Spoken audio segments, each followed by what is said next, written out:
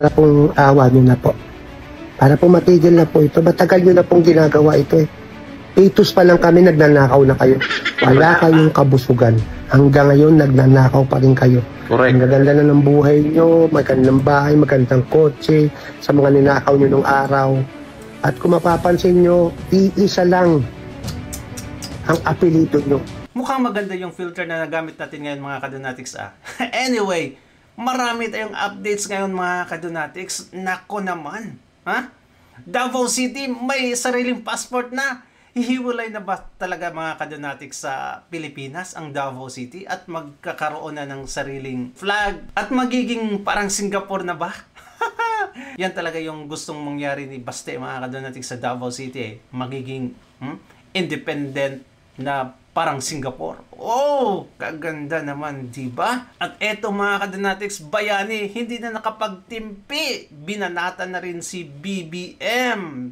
At of course, palagi silang may ikaribat mga kadonatics. Lahat ng mga kalyado ni Tatay Digong sa mga Dutertes ay kakasuhan nila. Nako, ngayon, dahil maugong yung pangalan ni Senator Marcoleta for 2028 na election mga kadonatics, baka magiging Vice President siya ni Inday Sara Duterte, ang mangyayari mga kadonatics, kakasuhan na siya.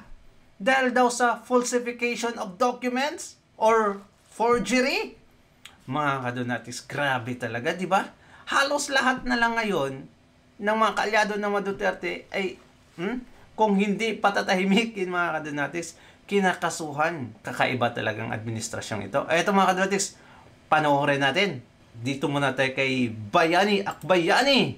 Para pong awa nyo na po. Para po matigil na po ito. Matagal nyo na pong ginagawa ito eh. Pitos pa lang kami, nagnanakaw na kayo. Wala kayong kabusugan. Hanggang ngayon, nagnanakaw pa rin kayo. Correct. Ang gaganda na ng buhay nyo, magandang bahay, magandang kotse, sa mga ninakaw nyo nung araw. At kung mapapansin nyo, iisa lang ang apelido nyo. Nako, sino kaya? Lolo nyo, tatay nyo, Nako. kapatid nyo, pinsan nyo. Kayo ang nagnanakaw mula noon hanggang ngayon sa gobyerno. Ang kakapal ng mukha nyo. Tama. Para pong Kapal talaga mga kadonatics. Sino kaya? Blind item mga kadonatics. Sino? Ah, andyan na pala sa picture. Ay, sa video pala yung mga pictures. Ay talaga naman mga kadonatics ha. Simulot sa pool. Sila na pala yung nagnanakaw sa kaban ng bayan. At hanggang ngayon, consistent mga kadonatics. Basta bigyan lang ng tsansa.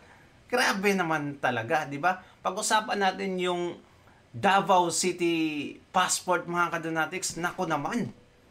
Kakaiba talaga ang Davao City, di ba? Pinost pa ng Mindanao Times. Davao Tourist Passport. Nako, basahin natin mga kadonatics. Grabe, ang gara naman ng mga taga Davao City.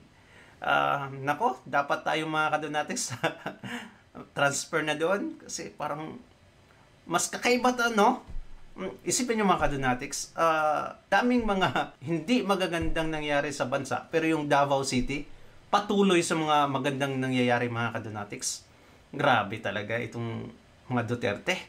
City bus nila mga kadonatics na ang laki, ang ganda, na galing sa China. Grabe, free pa. Okay, basahin natin. Davao City Passport. Davao Tourism Association President Nicole Howe Bian Ledesma, Department of Tourism, Regional Director Tanya Rambutan, and tourism industry players launched the Davao Tourist Passport, a booklet of exclusive perks and discounts from travel, dining, shopping, stay, curated tour, including medical services which holders can experience with Region 11 for the entire year beginning 2026. Can you imagine the medical services mga kadonatics? If you have this, you have the perks. Siguro may mga discount ka. Wow! Medical services.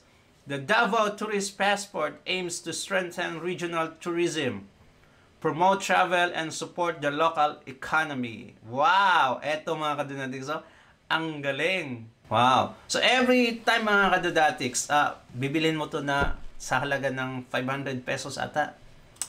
if I'm not mistaken. Tapos, every time na bisita ka sa any tourist area doon sa Davao, mga kadunatics, at least within Davao, magkakaroon ka ng stamp nito. Siguro, kung maraming stamp ang makukuha mo, mga kadunatics, it means more visits.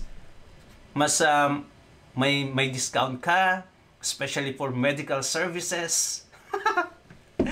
Ay, nako, kaganda lang, no? Para lang yung nagbabahayan-bahayan, mga kadunatics, na ito yung gusto kong mangyari sa bahay ko. Dapat may mga design agad dito. Ganyan yung Davao, mga kadunatics. Talagang freely design sila, mga kadunatics, however you call it.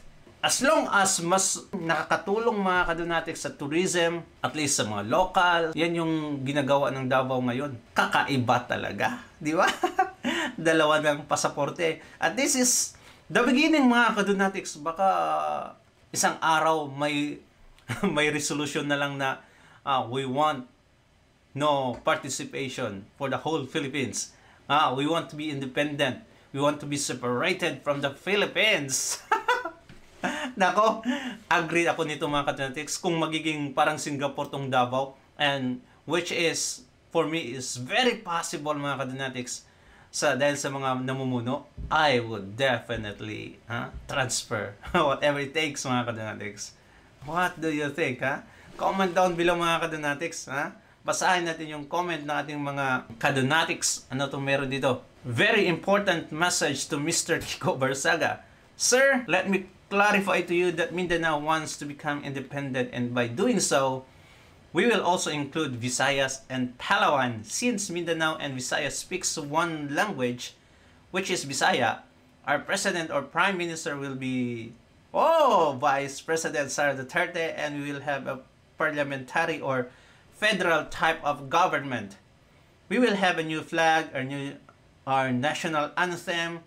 Anthem will be in Bisaya. The teachers in our schools will teach Bisaya and English. The new name for our country will be Mindavis. Oh, that's systematic na.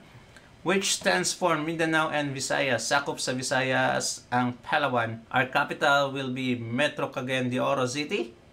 Since it is right at the center of Mindanao and Visayas, please look at the Philippine map. Sir, kindly make this clear when doing a speech regarding Mindanao and Visayas. And before I end this message, our currency will be the Mindavis dollar. Kakatuwa, mga kadunatics. Well, this is very possible now that they have a new passport, mga kadunatics. Anything can be possible now. How to avail po, kasi malapit na kami magbakasyon po from Japan to Davao City po. Wow! Mag-abroad na tayo sa Davao, mga kadunatics. Kung saang lupalot kayo ng Pilipinas, pwede na tayo mag-abroad sa Davao. Grabe, wow, Davao. It means, kung may mga ganitong pasaporte, mga kadunatics, yung turismo nila doon, yung mga tourist spots nila, for sure, mga kadunatics, i-improve nila yan. Yung parang pang world class talaga. Kasi, paano mo naman mag-iimbita ng visitors, mga kadunatics, kung yung tourist area mo is pang local lang talaga, kulang, di ba? By this move, mga kadunatics, I believe pinapaganda nila yung tourist area nila doon. Which is, bakit bibisita pa tayo sa ibang bansa kung makikita lang naman natin sa Davao? Can you imagine that? Wow, that is so cool. I support this endeavor for independence of Mindanao and Visayas. Pero mukhang tinik sa lumunan ang Romualdez sa Visayas. Oo nga, no? Lami na gyud unta mag-separate nata sa Luzon. Actually, mga kadunatics, for me lang Mindanao is enough kung may maraming tinik sa Visayas. Mindanao is enough. Very big place, mga kadunatics, ang Mindanao. Yan yung pinakamalaki isla natin sa buong Pilipinas, ang Mindanao. So, ang daming pwedeng magawa, mga kadunatics. Ilang countries na yan. Yung mga small countries, ang pwede mong ipasok sa Mindanao. Kaya, grabe, pwede talaga. Davao lang po ba? Not whole Mindanao? I don't know. Maybe it will be next time. Alright. Wow, mga kadunatics. Pag local siguro ka sa Davao, ay di mo na kailangan yung pasaporte siguro. What do you think, ha? At eto, mga kadunatics, kawawang Senator Marcoleta, kakasuhan na. Eto, Attorney Rico, para sa mga hindi masyadong nakakaalam sa batas, ano ha, ang pinag-uusapan lang po naman dito pineke daw yung signature ng notaryo. So, does that mean merong po bang pananagutan si witness Gutela o Gutesa or yun po ba it doesn't invalidate kung ano man yung kanyang testimonya? Well, kung mapapatunayan na Peter and Rica na forged yun or fabricated o hindi ayon sa Notarial Act, no? Ang ginawang pagpa-create ng dokumentong yun, walang notarization properly undertaken, then that is inadmissible in evidence. Aha. So parang it becomes void ab initio, as you would say? Parang ganun po, Peter, parang ganun. But again, there is a presumption of regularity, no? There is a prima facie evidence or presumption na ito ay tunay at authentic, subject to rebuttal.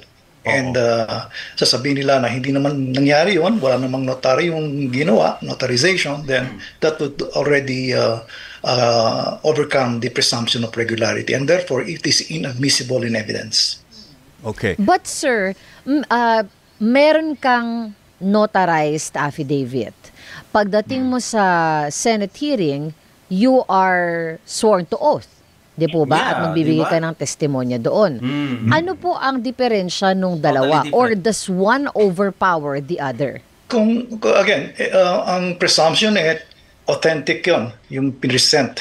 I think we're talking about the presentation sa Senate committee, no? Sa Blue Ribbon Committee, no? Yes po. Okay. Kung present yun at sinabing ito ay notarized affidavit, then there's a presumption of regularity nga, as I mentioned. But kung napatunayan na hindi pala ni-notarized yun at it was not in the records of the notarial public na sinasabing nag-notarize, then that is inadmissible in evidence. And the person who presented that forged, allegedly notarized document, subject to liability rin yun. Opo. What I mean by this, attorney, is kung kunyari, yung laman ng kanyang affidavit na pinapirma sa notaryo ay kapareho lang din naman sa kanyang inihayag sa Senate hearing under oath. Pwede bang i-waive na o hindi na ba iisipin itong affidavit na notarized kung sinabi na rin naman niya under oath the same items na inilathala niya doon sa notarized affidavit? Gandang question yan, Rica. But dapat himayin natin yan eh.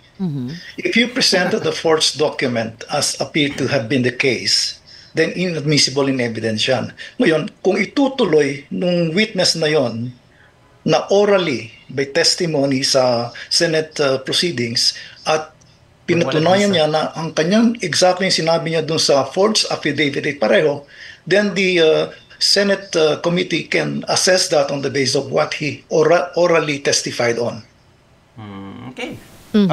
Let's talk about how do we Pero pinapalaki ng mga opposition, mga kadinatics, na ay talagang pinulsify ni Senator Marcoleta. Pati Senator Marcoleta, mga kadinatics, na damay. Can you imagine? Lumapit lang sa kanya yung testigo, tapos with the notarized affidavit, mga kadinatics. Nadamay na si Senator Marcoleta. Talagang gonggong mga taong to, mga kadinatics. Grabe talaga. Cure the situation? Meron po bang legal remedy ngayong meron na pong Manila Regional Trial Court na nagsabi na peke nga? Meron pa po bang way para ma-preserve yung testimony na yon? Hindi tatawagin ulit yung witness. Wait lang, mga kadinatics. Paano naging fake? Oh, okay, dininay daw ng attorney, isang babaeng attorney, mga kadonatics, na siya daw yung nag-notarize ng affidavit. Ngayon, challenge siya ni Senator Marcoleta na patunayan mo, punta ka sa hearing, patunayan mo na mali yung sinasabi namin. At bakit? Bakit may mga staff na galing sa office mo talaga mismo ang nakastamp doon sa affidavit na yon? Paano nakuha? Yun yung tanong ni Senator Marcoleta na hindi masagot-sagot mga kadonatics. Talagang dininay niya lang, pero galing sa office niya yung pag-notary. Now, sabi niya, hindi yan ako. Of course, hindi yan ikaw kasi may secretary ka. Di ba mga kadonatics? Hindi ka naman 24/7 na nasa office mo. Yun yung rebuttal ni Senator Marcoleta. Ginamit ng secretary yung stamp mo at yung pinaglagay sa affidavit. Makes sense. Pero ayaw makinig ng reason nitong mga position mga kadonatics. At patunayan niya na totoo ang sinabi niya sa forged dokumento niya, notarized, allegedly notarized. Patunayan yun independently of the forged affidavit or forged notarial affidavit kuno.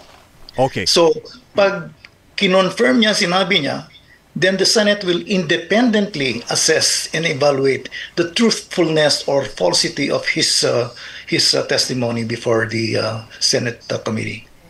But that wouldn't erase kung ano man po yung civil or criminal liability nung ni Gutesa.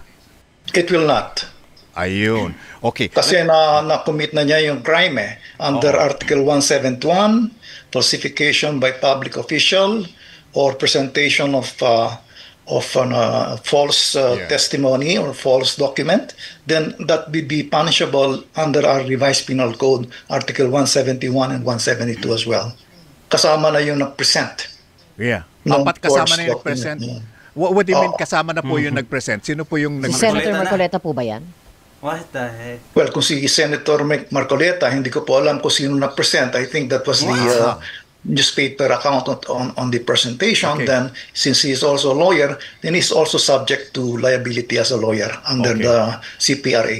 But did you mean, Attorney Rico, na nag-present doon sa di umano'y notary public? Yep. Okay, so hindi po sa Senate. Okay, so let's talk about yung presentation ng witness to the Senate. Ang nag-present po sa Senate ng witness ay si Rodante Marcoleta.